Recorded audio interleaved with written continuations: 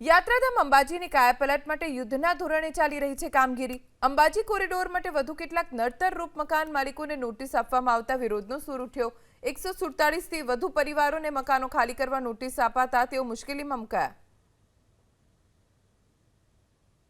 Notice એમાં એવી મળી છે 20 વર્ષ 25 વર્ષ 30 કોઈ 50 વર્ષના અહીંયા રહે છે, વર્ષોથી અહીંયા રહે છે। ઘરવેરાની પાવતી છે, આકરણી છે, ઘરવેરા ભરીએ છીએ, માપણી માંગનું બિલ છે, બધું છે। ઘરવેરો ભરીએ, લાઇટ બિલ ભરીએ છીએ, પાણીના નળ આલેલા, કનેક્શન આલે।